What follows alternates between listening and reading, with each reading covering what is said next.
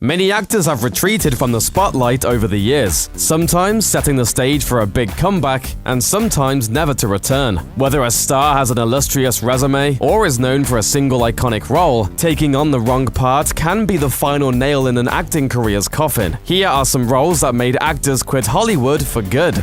Peter Ostrum in Willy Wonka and the Chocolate Factory. The first and only role Peter Ostrum ever took was the sweetly naive Charlie Bucket in the original screen adaptation of Roald Dahl's classic. As Charlie, Ostrum was poised to inherit a delicious empire, but after the movie wrapped, he stepped away from the spotlight. Ostrum later told the Daily Express, "Being in the film industry as a child was hard, and I couldn't keep it going. But in the end, leaving was the right decision." Ultimately, he turned down a 3-picture deal after Willy Wonka. But he remains close to his co-stars even today. Using his earnings, he bought a horse, his first step towards his ongoing career in veterinary medicine, which is a whole lot better than running a factory notorious for mutilating curious children.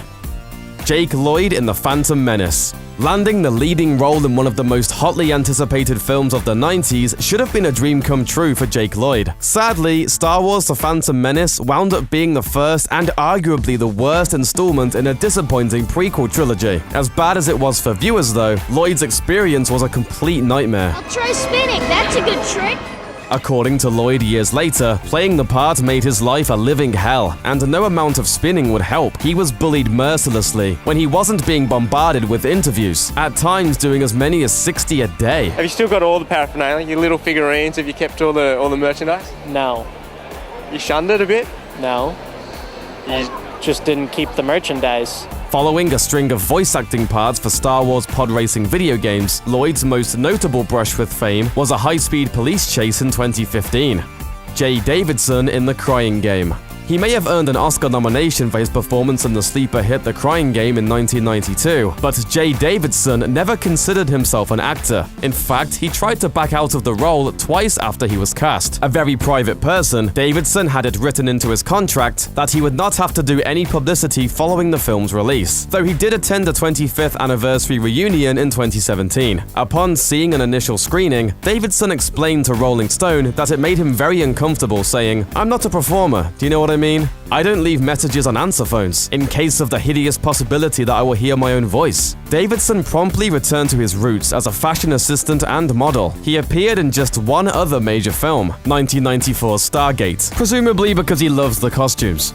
Henn in Aliens. 9-year-old Henn was living in Lakenheath, England, where her military family was stationed, when a casting call for the 1986 space horror flick Aliens rolled through town. Henn caught the eye of director James Cameron, and though Henn had never acted, Sigourney Weaver voted to cast her as the orphaned survivor, Newt, after their first meeting. The chemistry between the two was immediate, cementing the mother-daughter bond as a central theme of the film. After primary filming had ended and Weaver and Henn were the only 2 actors left on set for effects shots, the two became close. She and I really bonded because everyone left us, and we used to always joke and say we were the orphans nobody wanted. While she has fond memories of filming The Gooey Bug Hunt, she never took another acting part. She did not want to live in LA after returning to the States because it would mean being separated from her family. It also didn't help much that Newt's character was killed off in hypersleep prior to the events of Alien 3. Aliens is Henn's only IMDb credit, and today, she's an elementary school teacher who occasionally signs copies of the Aliens DVD for her students.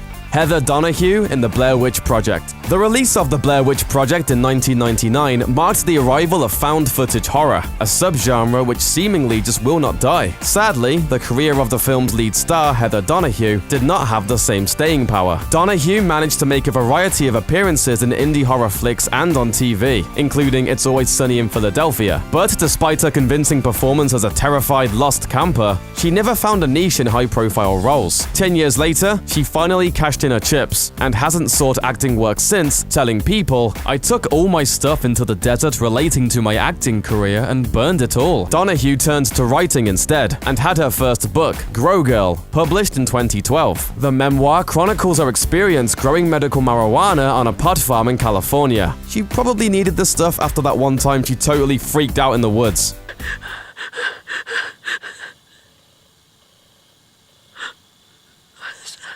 Sean Connery in The League of Extraordinary Gentlemen. You can thank the 2003 flop The League of Extraordinary Gentlemen for the retirement of legendary actor Sean Connery. Despite the great hype surrounding this comic book adaptation, it was a disaster on all fronts, and the trouble started well before the movie ever saw a screen. Connery was reportedly perpetually at odds with the film's director, Stephen Norrington, a tension that resulted in heated verbal exchanges during filming and post-production. It was the last straw for the screen legend, and this extraordinary mess of a movie marked Connery's last appearance in front of the cameras. Always ornery, he remarked to GQ, "I was fed up of dealing with f***ing idiots." For years, there has been a widening gap between people who can make films and people who can't. His last role on record happened in 2012, when he produced and provided the lead voice for Sir Billy, which was another critical disaster, for obvious reasons. Can this octogenarian and his goat save the day? Thanks for watching. Click the looper icon to subscribe to our YouTube channel. Plus, check out all this cool stuff we know you'll love too.